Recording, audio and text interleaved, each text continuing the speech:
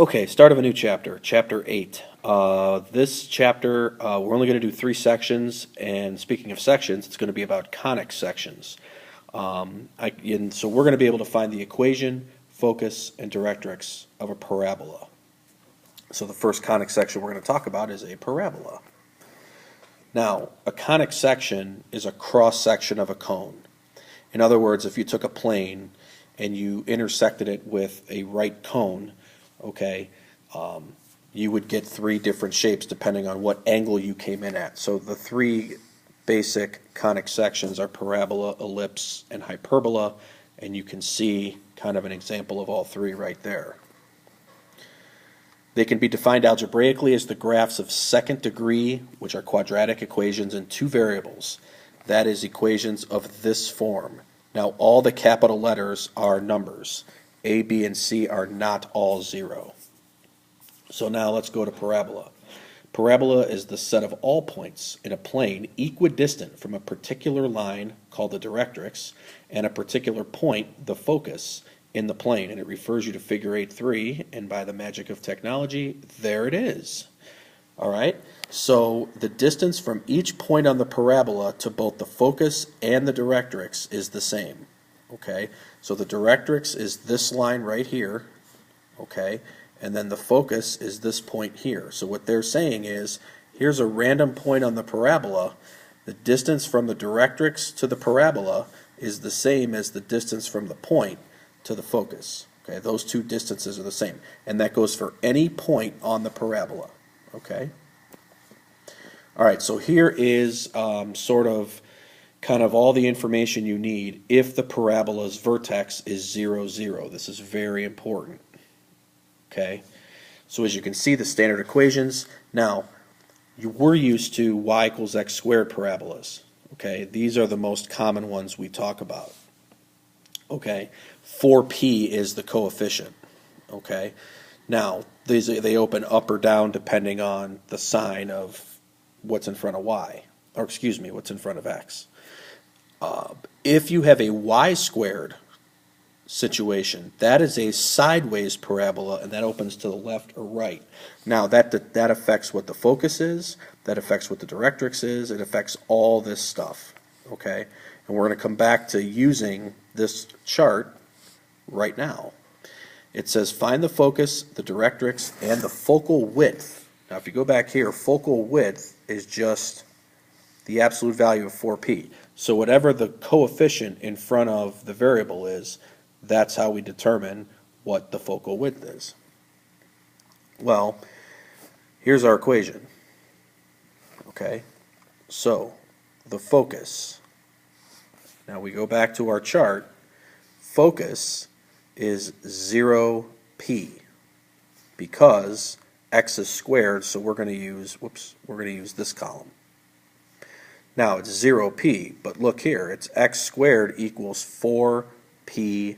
Okay, notice x squared is by itself. Y is the variable that has the 4p in front of it. So what we need to do is we need to take this equation and we need to get x squared by itself. So to do that, we multiply both sides by -3. That gets rid of those, and now I have -3y equals x squared. Now we've got this. So what we do is, this number right here is the 4p. So 4p equals -3 divided by 4. So our p is -3/4. Okay. Now what does that mean? That means the focus is 0, -3/4. Focus is a point. The directrix, okay, so if you look back here, directrix is y equals -p, or the opposite of p. So the directrix is y equals the opposite of -3/4, which is +3/4. Okay, now the focal width, okay, now that's the absolute value of 4p. Well, 4p, right here, 4p was -3. So it's the absolute value of -3, so the focal width is 3. Okay, now let's go back here. All right, so we found our focus, our directrix, and our focal width. Okay? And really, focal width is just the length of it's the length of the chord through the focus and perpendicular to the axis. So it would sort of be, well, it wouldn't be like that because that's not width. So it would be kind of like, if I just want to erase this, let me show you. So focal width would just sort of be like from here across, and then that would be perpendicular to the axis. Oh, excuse me, perpendicular, not parallel. Whoops. So that would be perpendicular, whoops, to the axis. Okay, just how wide it is, that's all. How wide the parabola is through the focus. That's really what that is, focal width. Okay, we had an equation in standard form for the parabola whose directrix is the line x equals 2 and whose focus is the point -2, 0. Okay, so what do we do here? Well, let's see. The directrix is x equals 2. So if I go back, all right, whoops, now I erase all this. Oh, it doesn't work like the smartboard. Okay, now here's what that means. The directrix is x equals, so that means we are going to use this equation. Okay, so we're going to have y squared equals 4px. Okay, now that's because the directrix, okay, is x equals. Now what does that mean? Well, since x equals 2, okay, that means p equals 2. Okay, actually it equals -2, excuse me. Do it right. All right, so p is -2 because the formula for directrix is x equals the opposite of p. Well, if x equals 2, the opposite of 2 is -2. Well, what do? I know p is -2, so I plug it in. 4 times -2 is -8x. Okay? So this is standard form. Okay? This is standard form. Kind of looks a little different, but it's really not. Okay, what happens if the center points are not at the origin? Okay? Now I want you to notice something here. Okay? The vertex is HK. All right? Now, the focus, okay, depending on whether it's x squared or y squared, okay, notice the focus is not, you're going to add p to one of the coordinates. Okay? This is better explained doing examples, not just speaking in generalities. So let's do this. Find the standard form of the equation for the parabola with vertex 3, 4 and focus 5, 4. Okay, now here's the thing. Notice the vertex and the focus have the same y coordinate, 4. Okay, so they have the same y coordinate. Now, here's what that means. Okay, that means y will be squared. Okay, it's going to be a y squared. So our equation is going to look like this.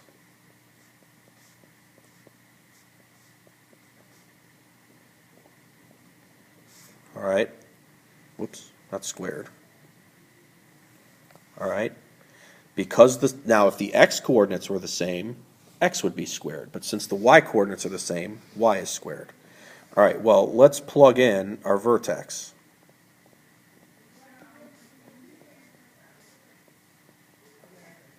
Okay, so there's our vertex. Now, the focus is 5, 4. Now, if I come back here for the y squared issue, here's the focus, h plus p, k. So here's 5, 4, that's the focus, and then h plus p, k. Okay? So, what does that mean? Plug in what you know. Okay? H is 3 plus p, and then, whoops, and then 4. So 3 plus p equals 5. So p equals 2. Okay? Well, now p equals 2 goes right here. So y minus 4 squared equals 8 times x minus 3. And there's our answer. Okay? So we had to use the focus formula right here. All right? And we used this one because y minus k squared was our problem. That was our equation. Now, if you are going to graph this, okay, it says use a function grapher, aka your parabola. Okay? To graph this, here's what you have to do. Solve for y. Okay? So you're going to take the square root of both sides. So you're going to get y minus 4 equals plus or minus the square root of 8 times x minus 3. Okay? Then you're going to add 4 to both sides. So I'm just going to take the square root of that whole thing. So it's 4 plus or minus square root 8 times x minus 3. So what you're going to do in your calculator is you're going to let y1 equal 4 plus radical 8 times x minus 3, and you're going to let y2 be 4 minus radical 8 times x minus 3. Okay, so if you do that, put that in your calculator, you will get your parabola. Okay, it says prove that the graph of y squared minus 6x plus 2y plus 13 equals 0 is a parabola. Find its vertex, focus, and directrix. All right. First things first. Step 1. Okay, step 1. Get all the y's on one side. So what we're going to do is we're going to plus 6x to both sides. Okay. We're going to minus 13 to both sides. So this is what it's going to look like. Y squared plus 2y, now I'm going to leave a space there, equals 6x minus 13. Okay, so I took the x and the 13 and I moved it over. Now, okay, I need to prove that I have a parenthesis squared because I have a y squared and a y.